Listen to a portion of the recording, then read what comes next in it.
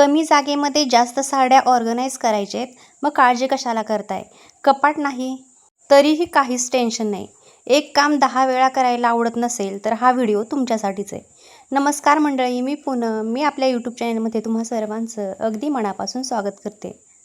आजच्या व्हिडिओमध्ये आपण बघणार आहोत की साड्यांच्या घड्या कशा पद्धतीनं घालायच्या की त्यामुळं कपाट नसेल किंवा जागा अपुरी असेल तरीही न विस्कटता साड्या व्यवस्थित ऑर्गनाईज करून ठेवू शकता. चला तर व्हिडिओला सुरुवात करूया.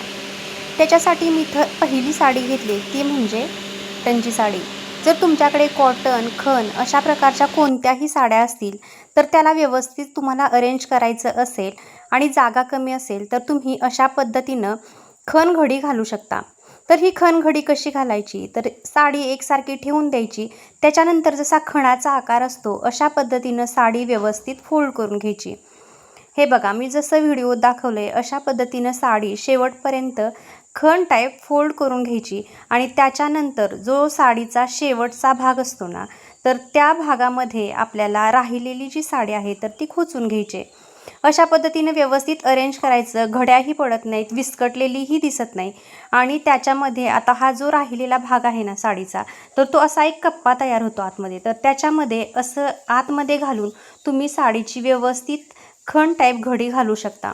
तर याच्यामध्ये आतमध्ये ज्या लेअर पडतात किंवा मध्ये जे कप्पे होतात तर त्याच्यामध्ये आपल्याला तुमचे त्या साडीवरचे जे मॅचिंग ब्लाऊज असतील किंवा परकर, पेटीकोट जे काही तुम्ही म्हणता तर ते असतील तर त्याची अशी तुम्ही छोटीशी घडी घालून त्याच्यामध्ये तुम्ही ठेवू शकता. म्हणजे ऐन वेळेस शोधायची घाई गडबड होत नाही आणि अशा पद्धतीनं सगळं काही व्यवस्थित आणि मॅनेज होऊन जातं.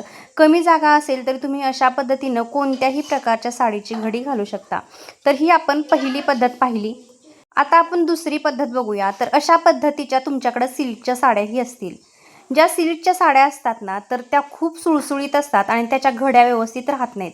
तर त्याच्यासाठी जर साडीला कडेला असे गोंडे वगैरे लावलेले असतील तर ते सगळं जे काही आहे तर ते आतमधल्या बाजूला घालून घ्यायचं आणि त्याच्यानंतर त्याच्यावरती त्याचा वरचा जो भाग आहे तर तो टाकून द्यायचा. कारण सुळसुळीत साड्यांच्या तुम्ही कितीही घड्या घातल्या ना तरी त्या विस्कटत असतात. तर या साडीची आता आपल्याला पॉकेट घडी घालायची, तर ती कशी घालायची चला तर आपण बघूया.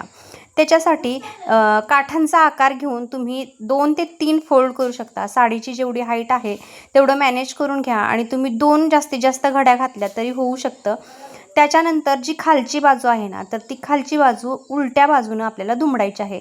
पण हा जो पोर्शन आहे तो जास्त ठेवायचा आणि अलीकडचा तो कमी ठेवायचा. आता याच्या आतमध्ये जो भाग असतो तर याच्या आतमध्ये एक कप्पा तयार होतो. तर या कप्प्यामध्ये आपल्याला ही जी फोल्ड केलेली कमीची बाजू जी आहे तर ती याच्यामध्ये अशी घालून द्यायची. तर याला म्हणतात पॉकेट घडी. तर अशा सिल्कच्या साड्यांची तुम्ही अशी पॉकेट घडी घातली तरीही चालू शकते.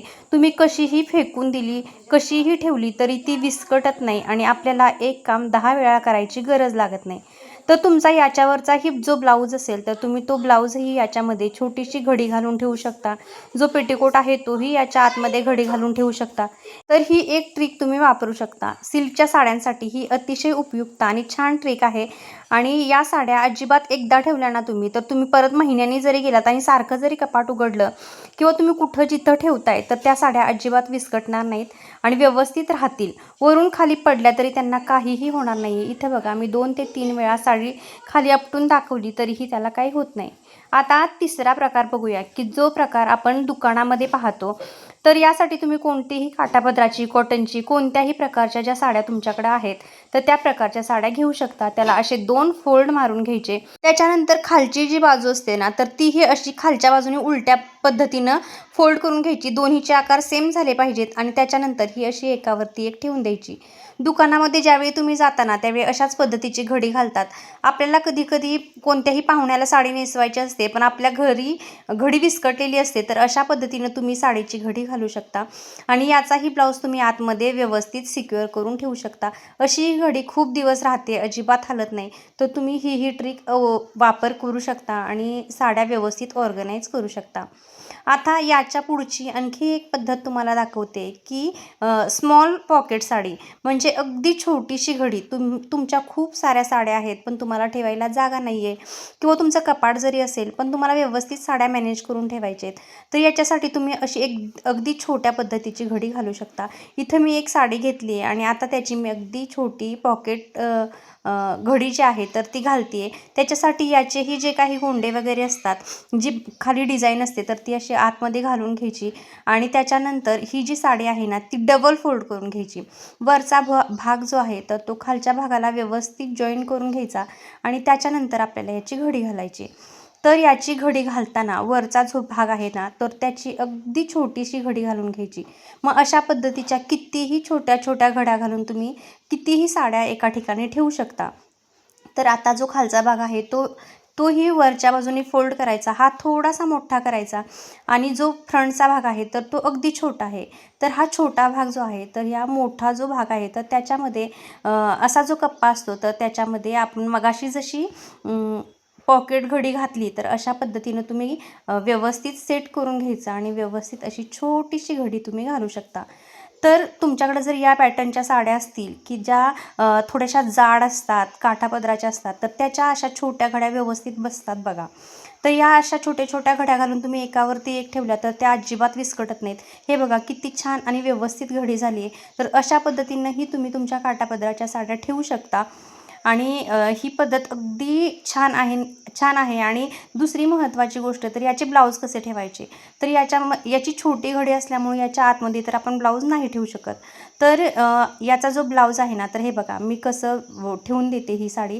तर आपण जसा ब्लाऊज ओपन करतो तशा पद्धतीनं ब्लाऊज ओपन करून घ्यायचा आणि त्याच्यामध्ये आता ही आपल्याला मधोमध बरोबर वरती साडी ठेवायची आहे आणि त्याच्यानंतर याचे जे हुक आहेत तर ते एकमेकांना व्यवस्थित लावून घ्यायचे आहेत आणि त्याच्यानंतर ही साडी तुम्ही अशा पद्धतीनंही ठेवू शकता आणि ती दिसायलाही अगदी छान दिसतं आणि ब्लाऊजला शोधायला परत तुम्हाला इकडं तिकडं जावं लागत नाही. एकाच ठिकाणी सगळ्या गोष्टी मिळून जातात आणि अशा पद्धतीनंही तुम्ही ही साडी व्यवस्थित तुमच्या कपाटामध्ये ठेवू शकता. तर तुम्हाला कशी वाटली ही आयडिया हे सांगायलाही विसरू नका आणि तुम्ही जिथून कुठून हा व्हिडिओ बघताय ना तर मला कमेंट करून नक्की सांगा, म्हणजे मला कळेल की माझा हा व्हिडिओ कुठंपर्यंत पोहोचला आहे आणि तुम्हाला हा व्हिडिओ कसा वाटला. तर तुमचा एक लाईक ही माझ्यासाठी खूप महत्त्वाचा ठरू शकतो. तर एक व्हिडिओला लाईक करायलाही विसरू नका.